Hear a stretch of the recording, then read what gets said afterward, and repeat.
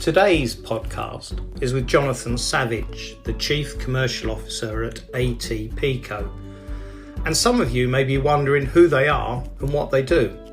Well, Jonathan has a few of those insights. More importantly, Jonathan talks us through how important ATPCO is to the whole travel ecosystem and shares some of his learning experiences from the last 12 months. Businesses around the globe have had to move quickly in response to COVID-19 and the pandemic. And Jonathan explains how much additional work that created for ATPCO and the longer term impact on the business. It's an interesting discussion. So today I'm joined in the pod by Jonathan Savitch, who's the Chief Commercial Officer of ATPCO. Jonathan, welcome. Thank you, John. Nice to be here. Wish we could do this in person, but I'm happy to do it. Absolutely. I think the whole world would love to do these sort of things in person at the moment. Yeah. I have an inkling of what ATPCO stands for, and also a bit about the history. But for the audience who just know it as an acronym, what is it? Yeah, so it's fair enough. I didn't know exactly what it was more than 2-3 years ago myself. So ATPCO was actually born out of the pre-privatized era of flight shopping in the United States. So before airlines were privatized, there was a single book that included the tariffs and schedules for flights all around the world, and ATPCO published that book. So hence its origins near DC, hence its origins by having airline owners. And since that, it has really kind of morphed into the behind the scenes normalization of everything in flight shopping.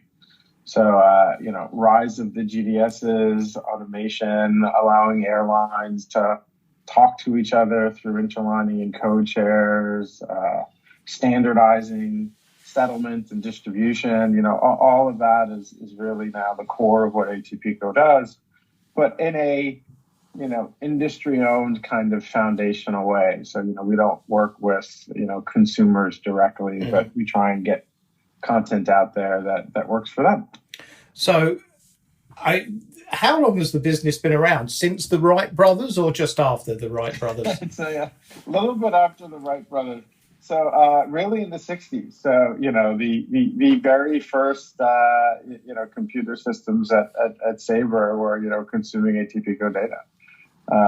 And everything through, the first open access schema that became NBC also came from ATPCO. So it is this, quiet thing in the background. But what's actually magical about that is we're never really worrying about, critical reach or critical adoption. We work with all of the major systems and channels, and we work, directly with, 420 some odd airlines. So there's some magic in being able to engage the industry that way, but for sure that, can sometimes come at the cost of speed, which is constantly our struggle. I'm sure. Yeah. Now, I have a confession in that I used to see the ATPCO books, the big green things.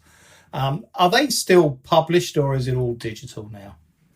No, it's all digital now. I wish I could say that happened decades ago. It didn't. It happened more recently than we'd all care to admit, but they are all digital now. Oh, that in some ways that's a bit of a shame because it's almost like ancient history. There'll be a couple of books somewhere that probably will have a lot of value at some point in the future. Yeah, it is. And there's a real lesson learned in that. We're always in our industry talking about, new ways of doing things, new ways of distributing content, new ways of calculating pricing. But the reality is all that new stuff, still has to work with older methodologies because you need to get it everywhere. Mm-hmm. There's no airline in the world that says, okay, I can get something good out, but I can only get it to, 30% of my market. So, right. that interoperability is really, core to how we think about things. And when you weaned society off of the books, was there just one market where it just lingered for longer, and that was the hard bit, or was it just a global decision, it's going tomorrow type event? A little bit of both. There are always, a couple of laggards. I won't name names, but either it's a market issue, or the technology hasn't gotten to a specific place or to a specific set of airlines and channels, or really what happens more often than anything else is you get to the 80% of it is done, and you just sort of let the old thing go for a while, because by then everyone's focusing on the new stuff, and you then have to have a hard look and say, okay, we've got too many resources doing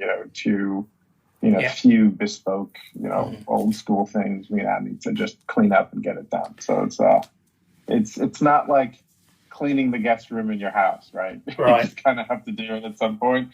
You may not do it as often as the other stuff, but you got to get it done. Okay. So you mentioned the ownership, and the ownership structure goes back many years. And I think you touched upon airlines being your owners. So who are those airlines? It's an interesting sort of ownership, I think. Yeah, so all owned by airlines, so global representation. So you've got BA, American, Air France, KLM, ANA, LATAM, United, Delta, American, and Hawaiian. Mm-hmm. So they're core owned by airlines. What's fascinating about that is, because we're owned by airlines, and because of obvious antitrust implications of that, it's really tricky to figure out exactly what you can and can't talk about. So we talk, at board meetings about general trends. We talk about, specific capabilities. Yeah. But we can't get into, actual pricing, for example, including for our own products. So in some ways that can make for fuzzy sort of guidance, but in other ways it actually provides us a lot of freedom to figure out how to solve relatively complex things, because you have to make sure it works not just for airlines, but each of our 11 airline owners, they have their own alliances and code shares and technological capabilities and views on how to do that. So we find ourselves digesting all of that, processing their preferences, and then saying, okay, here's how we think it can work for everybody. And more often than not, we're right, but with lots of pivots and adjustments and tweaks along the way. Just out of curiosity, because I've been in those environments where you can talk about everything but what you want to talk about. Do you have that? Yeah. Do you have that person in the corner who's the legal person, says, "Hang on, can't talk about that. Stop the discussion." Yeah. The guy. Yes, we do have a lawyer who can hit the buzzer at any moment in time. We're all pretty used to it by now, actually. I was relatively new to it. I came into ATPCO through the Route Happy side, which was very, very startup-y. So, we didn't have, 400 airlines. We had, 12 or 15 very active airlines. We had a half dozen or so very active, systems and channels. Mm-hmm. But it was an easier conversation because it was with fewer people. But it was also a very difficult conversation, because you're still dealing, you're still serving that middle ground between airlines and their distribution partners and sales channels. And very often mom and dad don't get along, and so you gotta figure out how to get them on the same page. And be the honest broker at the same time, sitting in that sort of relationship, occasionally watching your parents squabble, for want of a better analogy.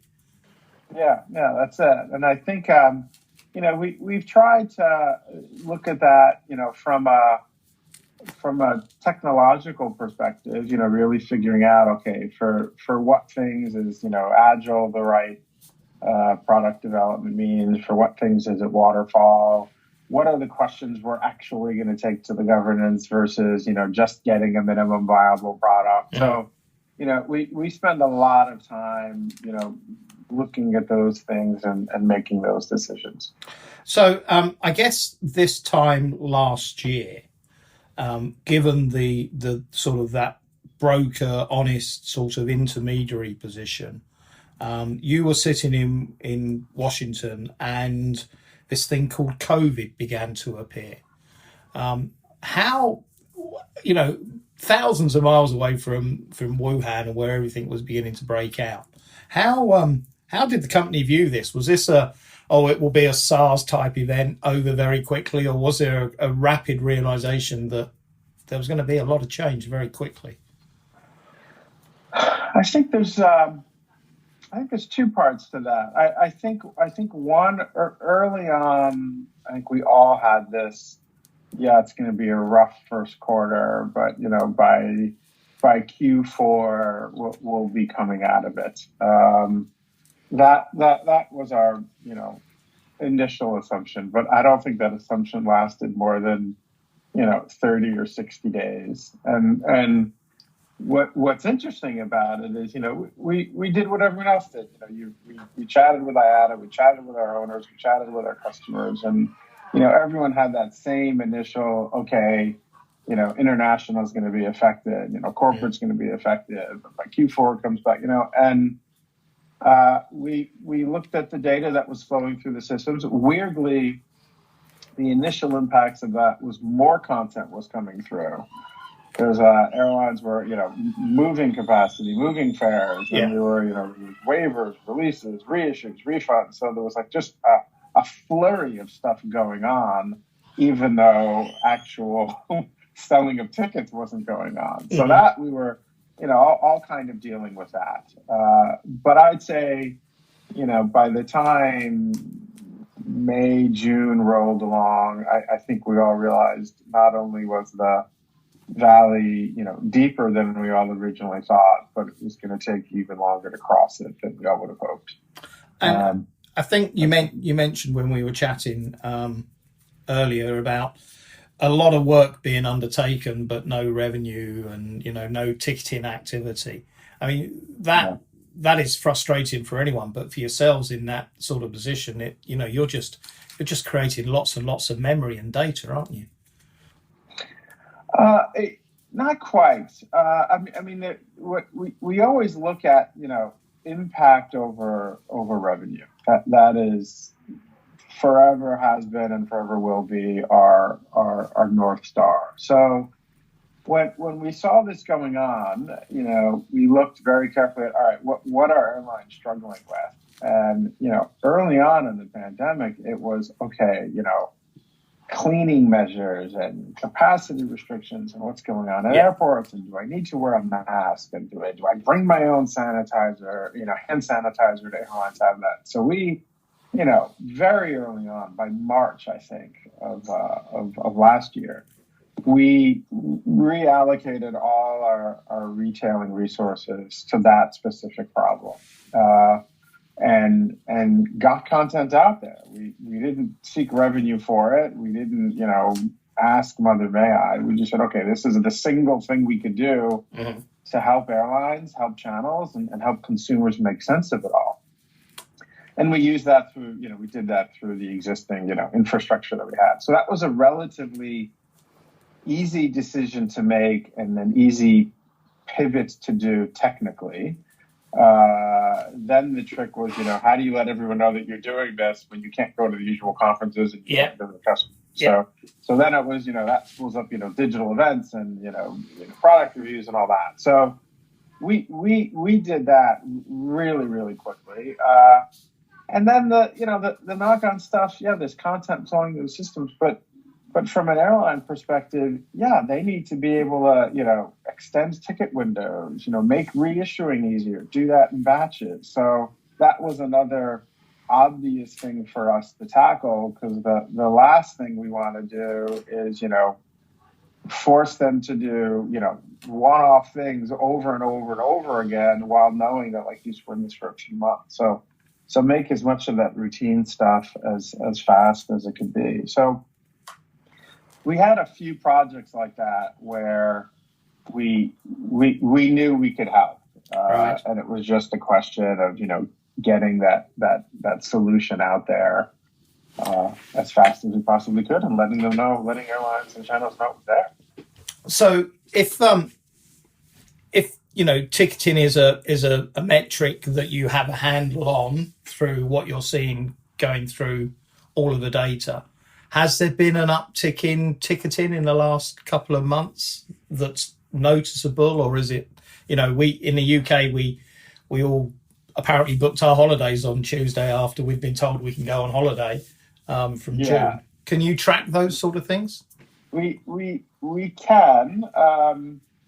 We can. I'd say it's an indicator, not a map. So we do think we've seen the bottom. We are seeing signs of life now. It's spotty, as one would expect. Mm-hmm. Domestic generally doing better than international. Yep. Asia, being ahead of Europe and the Americas right now. So you kind of have those indicators. Corporate's still going to be a challenge. So we've got some blinky lights on the dashboard. It's telling us a bit more what's going on. But I think the dollars and cents of this are going to be tricky, and we don't have an handle on availability or inventory. That doesn't yet flow through our systems. So we're just kind of seeing a bit of the market availability side, to a lesser extent the demand side. It's a really interesting point when COVID-19 happened, I think, in terms of the evolution of the industry, because from my perspective and from what I can see, it was like we had suddenly realized as an industry that we didn't just sell an airline seat, and there was a whole transition towards people understanding the whole concept of ancillary revenues and where airlines were perhaps going. Were you seeing that in your activity? Yields have always been important, but ancillary revenues seem to be growing in their importance. I think so. From our perspective, and certainly before ATPCO was at Route Happy, so our whole mission was decommoditizing flight shopping, and a big part of that is ancillaries, and another big part of that is just making it clear to passengers what are you going to get. For so long, flight shopping was, price, schedule, and availability. Like that was sort of it. So we were well on a path to do that. I think the single thing that COVID has done, and I think, frankly, this will last well beyond COVID, is the ROI window for airline systems and channels has shrunk down to about 18 months, 6 to 18 months. We're not going to be talking about 3 to 7 years to implement new means of doing things anymore. I think those days are largely going to be gone forever. It's not that everything can be done quickly. You could shrink everything. It's more like, okay, what is the phase one of this? What is the minimum viable product? Some initiative that I could get out, test a hypothesis, adjust it, and move forward. And that's not easy in our industry. But I think that is now going to be the forever change. And it's sort of exciting and scary at the same time, that change, isn't it? Because for the reasons you say, NDC, how many years did that take to come to fruition, and was it being talked about before anything happened? I mean, that type of program's not going to survive the first litmus test, is it, in the future? Well, it becomes, it's not so does it survive. It's like, what's the first, bite out of this problem I can take, right? I think it's more like that.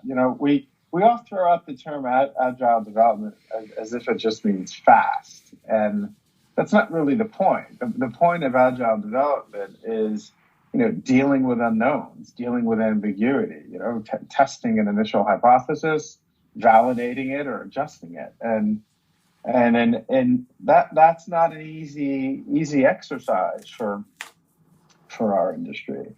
We focus so much on end-to-end interoperability that, saying, okay, we're going to try this thing, we're not sure. Yep. That's an allergic reaction to a lot of executives out there for good reason. I mean, you wouldn't accept that answer from an aircraft manufacturer. Well, and no, I mean, the good news, we will do it on the ground rather than a pilot at 5,000 feet or something. So exactly. But I think there are lessons there for NBC, right? You want an airline tailored offer. You want, really good content. You want to be able to settle it. Well, those are all, different systems and different roles and different functions and different content. So you've got to make these kinds of things, really bite-sized. Otherwise, you're going to have that same conversation for a decade. And we don't have that time anymore. And it feels like many years ago, Michael OLeary at Ryanair said, in one of his infamous quotes, I'll give my seats away free of charge to passengers because I'll sell them everything when they sit in it. And it seems in some ways that he may have been right the way we're going. What do you think? I think there are a lot of airlines that have gone to that model, and I think it's a good strategy. I come at this, I think, personally from a different perspective. So before I got into the Route Happy and ATPCO side of this, I spent 15 years selling in-flight entertainment and Wi-Fi equipment to airlines, and in that job we'd get RFPs very often, that a new system was going to be installed, the seats were better, the equipment was better, there was connectivity, and it was going to serve as a ancillary engine and a brand window and engage passenger loyalty. And that never happened. As soon as the system went into service, it doesn't get plugged into the airline shopping capabilities. And so we've all gotten on that airplane where there's a brand new system and the passenger like, oh, look at this. It's, eyes sort of bedazzled and they're kind of, into it. But if you just think about that from an investment perspective and a flight shopping perspective, like that was just bonkers. Like you've made this wonderful new product and the person who bought it has no idea they bought it until they're like literally sitting in it, right? So that to me was always crazy, and actually fixing that problem was always my motivator. So I think the quote makes sense, but it makes sense only assuming the passenger knows exactly what she'll get, when she's on the airplane. Yeah. And that doesn't happen as nearly as much as it should. And it's not even just the seat. You could say the same thing for, baggage rolls or upgrade capability or, seat selection. Some of that stuff can still feel a bit opaque. And it is a very cultural and market thing, isn't it? Because that sort of transparency and visibility of offering is perhaps what we're demanding in North America and in Europe. That transparency. That opaqueness is equally still very much part of the Asian market mindset, and that's a challenge as we go forward, isn't it? How's that going to change? I think I sort of live on the principle of an offer can be both, comprehensive and comparable.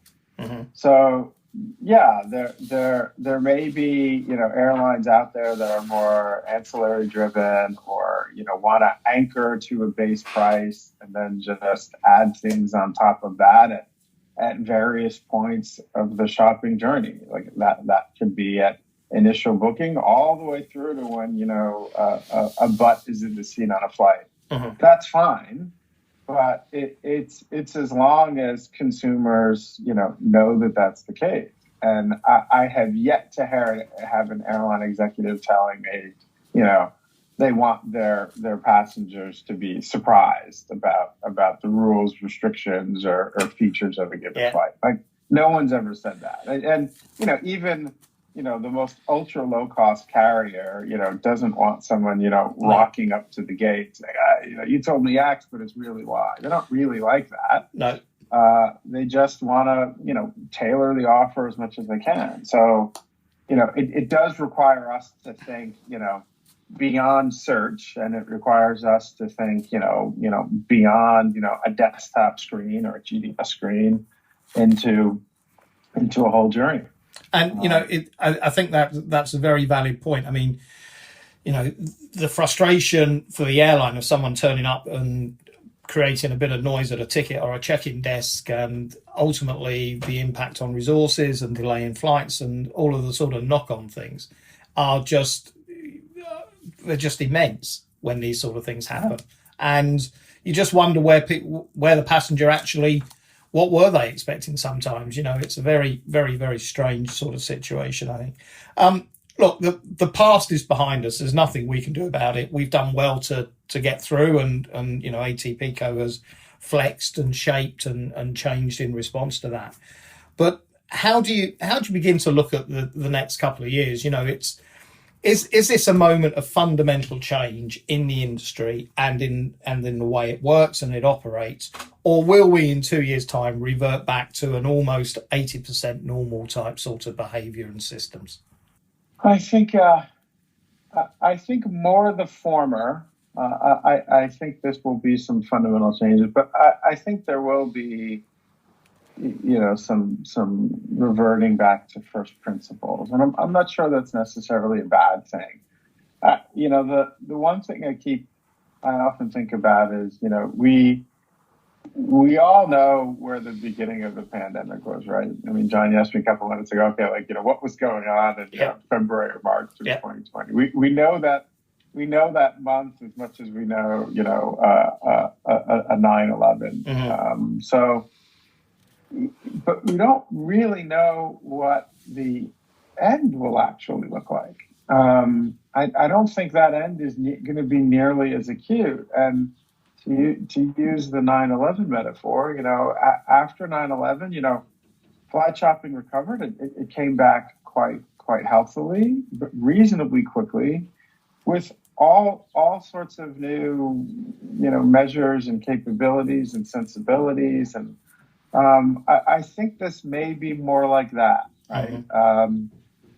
We have to figure out getting, vaccine information, into these systems. We have to get quarantine information out there. Once it's out there, okay, now shoppers are going to know more about an airport. They're going to think differently about their destination. What does that in turn do for ancillaries? It's probably going to be not just bags and seats. Do we think about space differently? Right now, we equate space with luxury. We don't really equate space with, fundamental health. Same dimension, some sort of physical thing, but we'll talk about it much differently. We'll monetize it differently. Options that we haven't really thought of are going to matter more. And I think that's going to affect everything from the way we sell to the way the aircraft themselves are built. I think it's a great point, because, the whole thing has been about, will the corporate demand recover and all of these sort of things. Well, from my experience, a lot of certainly the business and the premium cabin traffic was actually families with disposable income who wanted a bit more space and a bit more personal distancing from other people. So perhaps, in the early recovery, those with revenge spending cash are going to be taking the bucket trip of a lifetime and going somewhere and traveling in a premium cabin. I think it'd be fascinating to see how that plays out. Yeah. Or all of a sudden, buy tickets as a pod, right? I mean, I could imagine that offer coming, 5-6 people buying a ticket rather than the, typical 2, mm-hmm. 1 or 2. We'll see a lot of systemic change, and I think that systemic change will in turn drive technological change. And we have some indicators of that. Data needs to be more dynamic. Data needs to be a bit more flexible. It needs to be localized better. So we have good signs of that. But likewise, to use the metaphor we talked about earlier, it still needs to work with the old pipe. It still needs to get to every corner of the earth and every agent around the planet. And so, you got to think about it from both dimensions. But it's, if you cast your mind back and think about the journey that ATPCO has been on, from a book that was published, once a month, I think? I don't know. I can't remember. Maybe. Was it once a month or maybe even once a quarter? The industry was so regulated to... How many fairs? To find out. Yeah, how many fairs and rules are you processing at the moment? I mean, it's just a gargantuan change in the industry. It's crazy, and for every time something look at, we're not going to do it we're sometimes associated with the old ATPCO way. You always hear a little bit of snark from certain corners of the industry, but the reality is the content, our database is constantly growing, even now. So our struggle isn't, is there stuff to get out? It's how to get it all out, effectively. So yeah, you're right, and I think the frontier of new stuff is quite healthy. We don't get enough, customer insights, for example. It's not quite like the hotel business where hotels know a lot about the shopper. Mm-hmm. Sometimes airlines don't. I mean, they do obviously on their direct, but actually, helping them bridge the information gap between direct and indirect matters a lot, and that's good for the systems and channels as well. So there's definitely no shortage of things to do, and no shortage of initiatives to tackle. So, sounds like you're quite optimistic about the future, not just for ATPCO, but for the industry as well.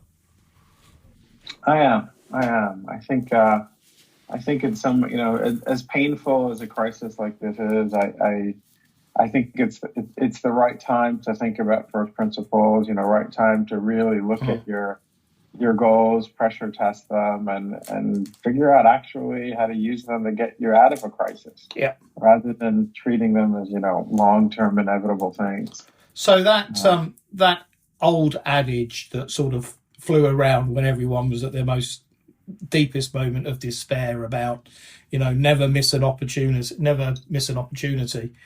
What do you think the opportunity is for ATPCO that's come out of this, or what have you found out about ATPCO that you think can be monetized or will change the way the business works? I think the single biggest thing, our mission is valuable impacts to the industry, not revenue. And I think two things. One, I am more proud of that as ATPCO's goal than any single thing. And two, I think the big lesson here is we can really see that impact much faster than we had even imagined a year ago. Mm-hmm. And I say that even for the stuff that was already happening relatively fast. So again, I came through the startup lens. We worked, really hard to get retailing content out there, but that was a journey of years, not months. And that same team mid-COVID, tackled cleanliness measures, quarantine things in 6 weeks. We had about 80% of the schedule.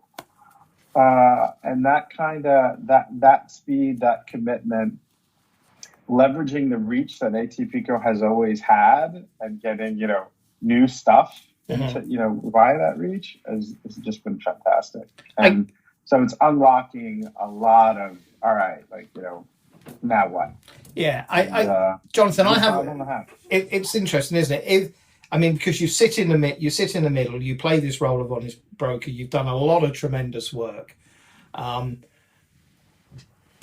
the company probably doesn't get as much recognition or as much brand awareness or whatever you want to call it, that many companies who have done what you've done would be out there shouting about. And personally, does that frustrate you, or is it just, you know, an acceptance of this privileged position you have in some ways and how reliant the industry is on you? More the latter. You know, you always want to be recognized for the work you do. That's very human, and I think, you know, institutions have that feeling too. Yeah. But you know, I can tell you, I don't want to, you know, wax too nostalgic on this, but every person I know at ATPCO, you know, the ones that have been there, you know, for you know, decades, and the ones that have been there for months, you know, they have that same kind of, I want to see my work go live. Like that's my motivator. Yeah. And that's quite great. It's in some ways really, you know, more satisfying than, you know, just revenue for revenue's sake. I mean, we want to get paid, we want to absolutely, you know, live comfortably, but you know, there's real pride in just seeing your work come to life. And job satisfaction is priceless, I guess, at the end of the day. Yeah. Jonathan, Sure. It's been fascinating talking to you. I mean, it's you know, ATPCO, all of those books. I think the journey's been fantastic. Obviously, further to go with it. Wish you well with it, and thank you for sharing your time with us today. Thank you, John. A genuine pleasure, and looking forward to seeing you in London or Washington as soon as we can.